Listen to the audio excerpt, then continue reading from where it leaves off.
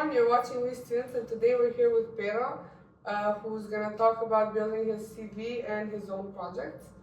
So please introduce yourself for everyone watching and tell us a little bit about yourself and your educational journey this far. Well, hello, my name is Petar Miloshevski with Petar. I study at Algorithm here in Skopje. I've worked on many projects involving Erasmus and other ones like Imam staff. I'm currently building my CV for college, and I'm gonna talk about the activities that I do to build it. So for the first question, what motivated you to start working on so many projects and building your CV this early on? Well, I think that a head start is very helpful when it comes to building CVs, especially for college and to, And I started working on projects because I piqued an interest in things like debating, which is the whole premise of Imam staff. Also, when it comes to the Erasmus projects, I enjoy them because this year it was more so oriented around biology. And biology, chemistry, those are some of my favorite subjects. And I do also want to pursue medicine in college, so it works out. So Petar, how do you manage school, extracurriculars, projects without burning out? I can't. It's that simple. I mean, it's a time crunch. It really is, with so many projects and tests and exams and assessments. Half of the time, you're 5 coffees deep into the day, making a PowerPoint while studying for a math test, and also studying for a biology assessment while making a video project for Erasmus on the topic of any virus, really.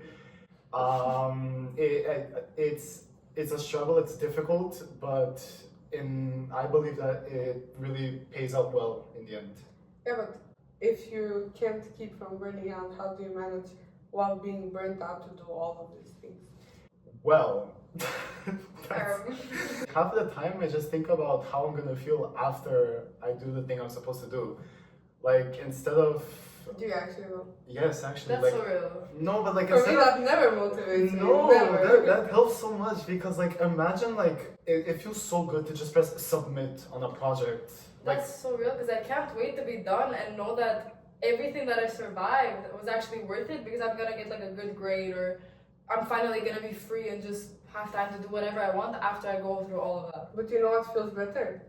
Just That's not doing it, just saying, okay, I have to do this, but I'm gonna sleep. Procrastination is my day one procrastinator, thank you. I mean, if I'm being honest, the last project I did was a video project for Erasmus. It was on the topic of rabies.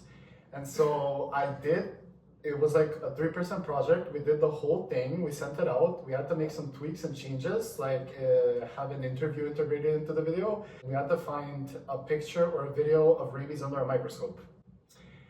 Now, I submitted the video and I put those 2 things off a week and a half later because it's not that I couldn't do it, it's just I had math, biology, history, chemistry, and like 6 other subjects, like just bunched together that I had to study for. So at the end of the day, if you're a good liar, like my hard drive died, my computer's battery. I'm feeling sick today. I might have rabies, actually. Sorry. You just have to be like really good at little white lies to get the project done. Also, befriend the professor you're working for. Like, in terms of Erasmus, there's always like a head professor that manages the whole project. Befriend the professor. Like, believe me, it makes your life 10 times easier. Out of all the projects that you've worked on, which one would you say that you're the most proud of, and why? It was probably Imam staff, because... Could you introduce what that is Okay. for the viewers that don't So know? Imam staff is it's a place where high schoolers debate.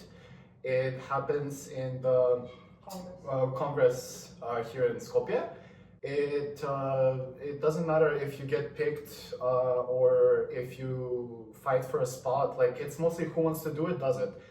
It's not on a first come first served basis. Like, I remember we were 15 kids in our group, and then we were like magically 20. The parliament gives you like 15 topics that you can pick. Well, not 15, it was like 10. And I remember my topic was... Wait, one question. Yeah. Wasn't it about brain? How do you sign up for it? Well, the parliament sends out an email to every school, and the professors send the email to the kids, and then it's like, who wants to do it, does it.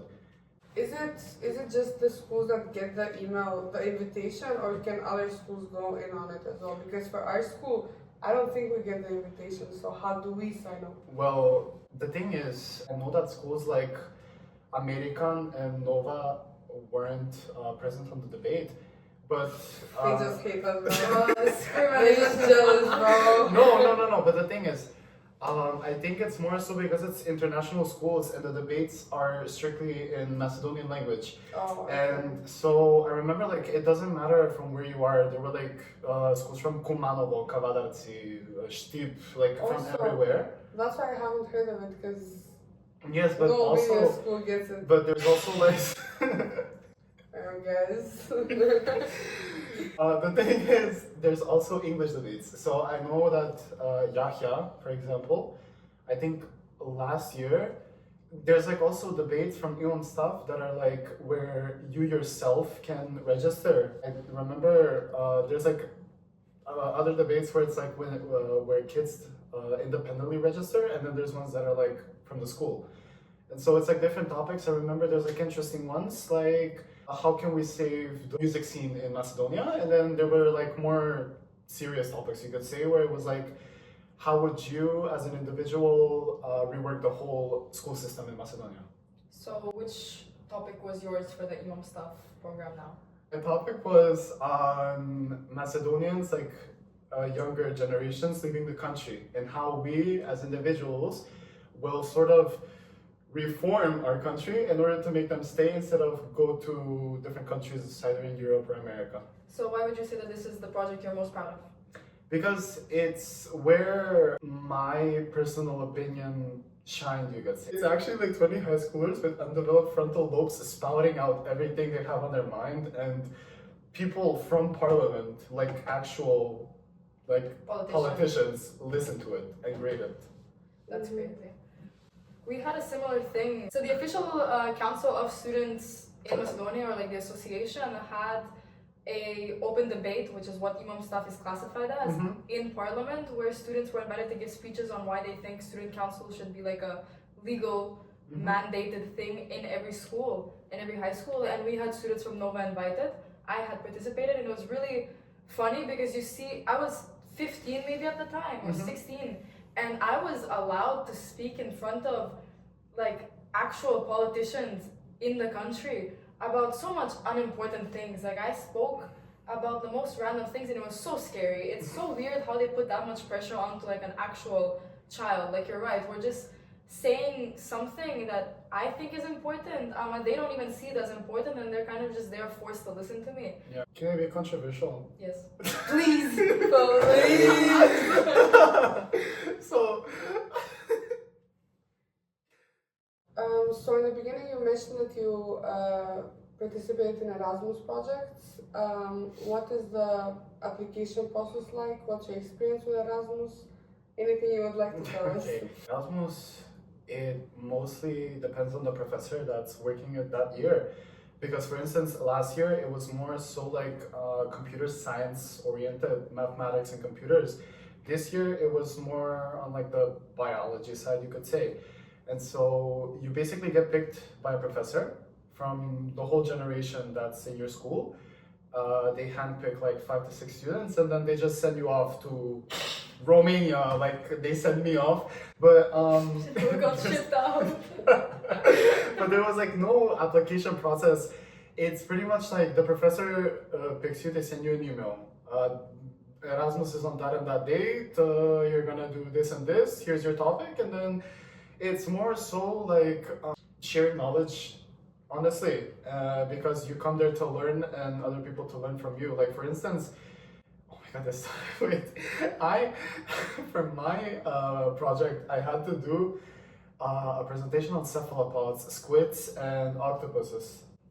And then I had to... Octopi.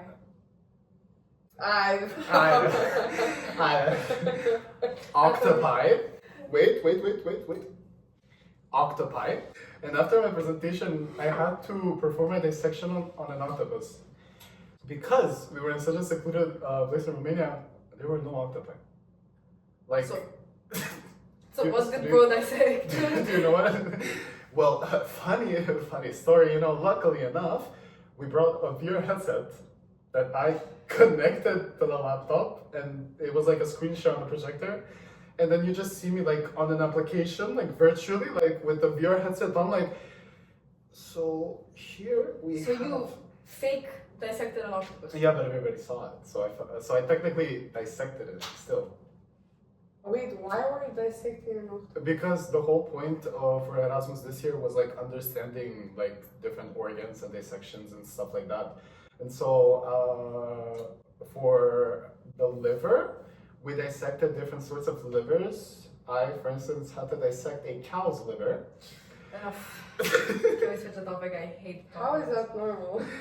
I mean, no. You just like cut cows and Different animals for fun, like just.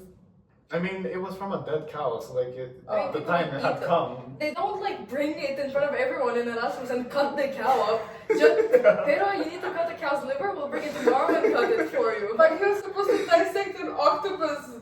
So Yeah, that But it one. will be dead. His time has come, like, at this What? point. that's so weird to me. And Yeah, like, no. how many students were there? How many animals were killed? Like, No, actually, they prep you, like, first I had to skin the cow, then I had to cut the... I'm kidding. They actually also had to hunt the cow down before they skinned it. Okay, so moving on. What was the application process like? It was pretty much email, name, surname, parents' phone number, your phone number, picture of you for your ID, and... Was there any question? Because when I went to Oxford summer courses, I had to write like a short, literally like 300 words on why I want to choose that program. Like I chose the law program, so it asked me like, do I have any previous experience? Why I want to study law, blah blah. bro had connections, that's Bro didn't even know he's actually going to summer course. His parents just wanted him gone. For students who want to start their CV, what is your one piece of advice? Or two, or whatever. Just give advice, bro. Just do activities. Any extracurricular counts. Like, actually, like, ask your professors, ask your friends, ask your friends' professors. Like, actually, I didn't even know Erasmus existed before I went to high school. I sparked up a conversation with my biology teacher, and she just told me, and then just I'm in Romania, like, actually.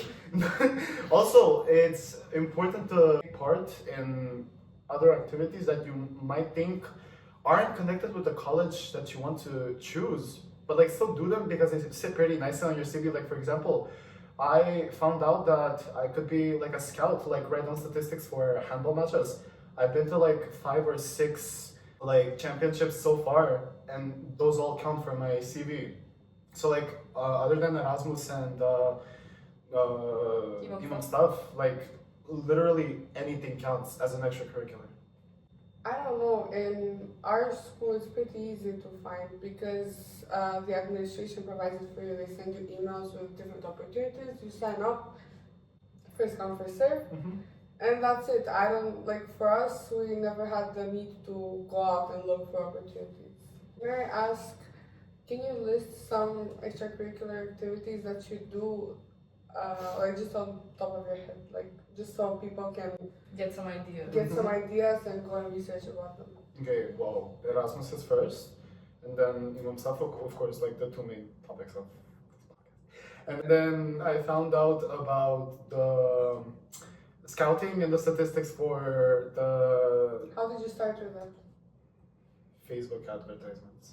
Like, no joke. Like, So like they call for people? no, there's like literally like just if you actually, like, I'm being so serious, if you actually just open your eyes, there's like 600 extracurriculars just like laying around in Where? Skopje. Because I Like, never know. one of them is like Youth Institute Skopje. They have like different sorts of workshops, and it's either on team building or overcoming fears. Like, it's different topics. Like, what interests you the most, you can work on it, and then you also get like a diploma or a certificate at the end of it. Harvard also gives some of the courses you have to pay, but some of them are free, like online courses as well. There's like the website Coursera, which you can either pay like $50 per certificate of the course you finish, or you can buy like a monthly subscription, which I think in itself is around like $30 to $50. I'm not sure. So why do you think that extracurriculars and projects are important for students in high school? I don't believe that extracurriculars are as important for CV building. I mean, they are, but like I think what I've gotten the most out of my extracurriculars is making new connections and meeting new people. I've met like a lot of friends from these sorts of extracurriculars, and also just building yourself as a person, because most of these activities not only challenge your actual skill, but they also can challenge you mentally. So one last question. When did you start building your CV? And if you were to restart from the beginning, what would you do differently? I started building it around maybe half a year ago, 7 or 8 months ago. Oh. And I honestly, I don't have a problem with my CV. I don't have a problem with any of my projects because I know they're perfect. So like, Okay, so we're done for today, everyone. I have one like piece of advice for this. Don't do everything. Like I know you said do anything and everything, but it gets to a point where if you already have like enough projects, don't overdo it. Like we talked about this in the first episode, or I don't know if we cut that part out or not. To be honest, I have no idea.